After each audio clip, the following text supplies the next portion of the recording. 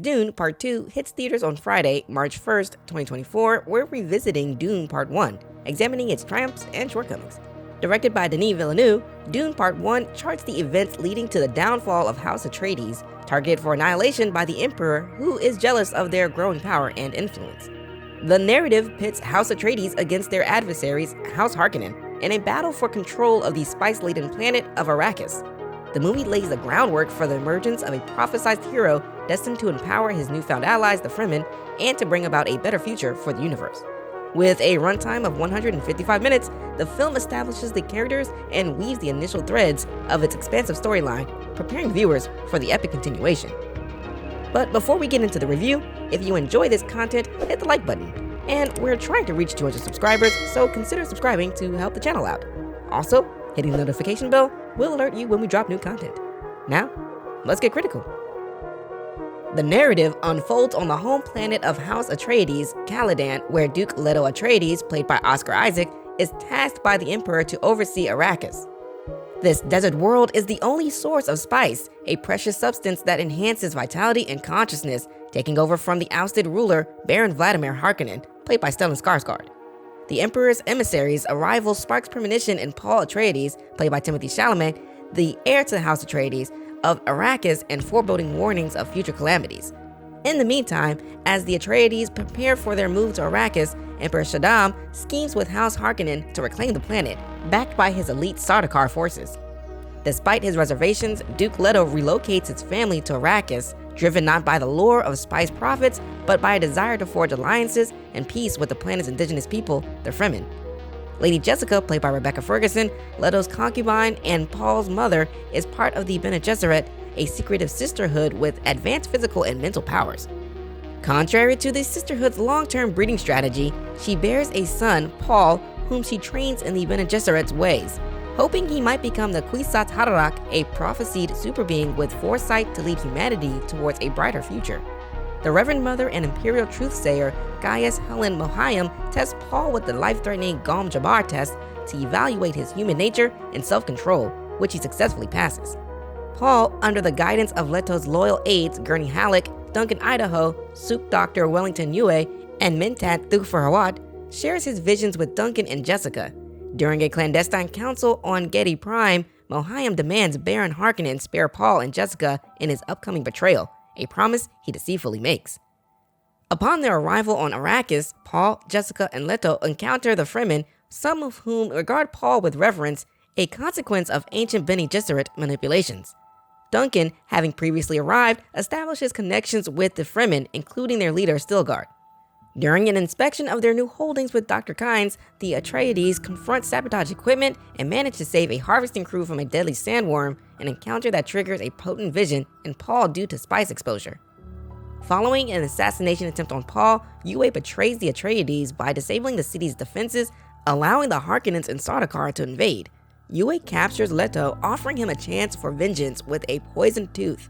Paul and Jessica are seized, but manage to escape using Jessica's Bene Gesserit skills, fleeing into the desert where Paul envisions a devastating crusade in his name.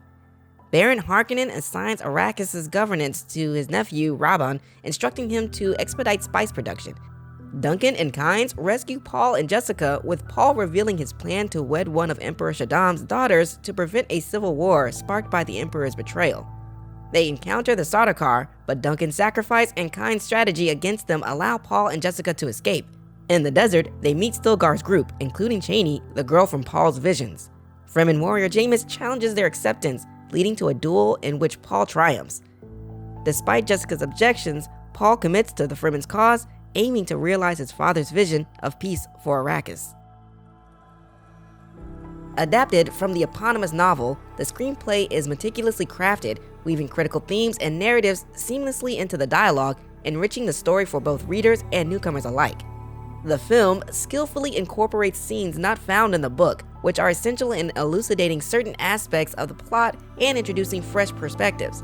It is imbued with layers of political intrigue and the evolution of personal relationships, culminating in engaging dialogue and a movie that is thoroughly entertaining. Denis Villeneuve's distinctive direction is evident through the use of grand visuals and vibrant settings, crafting an atmosphere that immerses the audience in his depiction of a future governed by the Imperium. Dune Part One allocates ample time to develop its characters, ensuring no single performance overshadows another.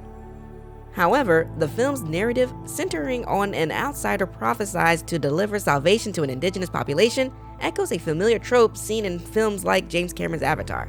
Timothée Chalamet delivers a compelling performance as a young, somewhat naive nobleman whose premonitions do not fully prepare him for the trials his family will face, nor can they divert him from his predestined path.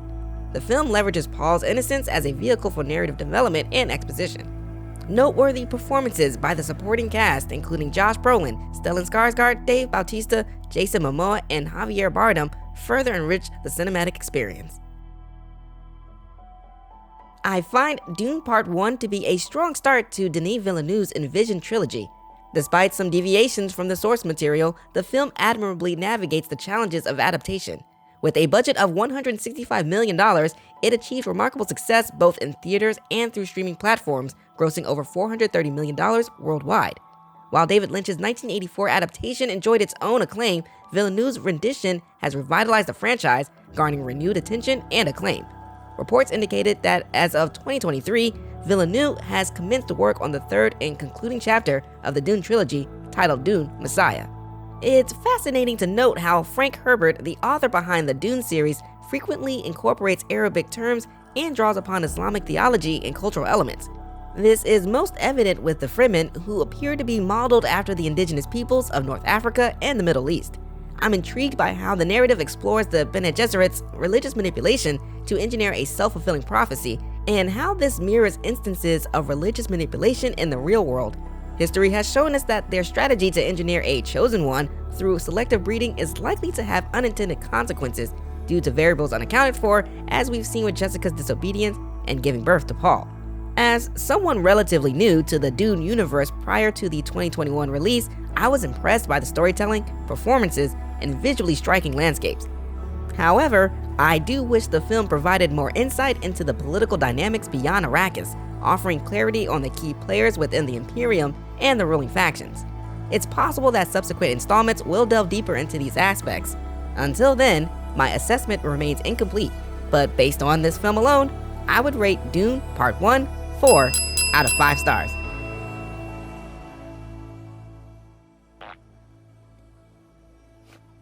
Oh, this is the tongue, and the whole thing is the worm.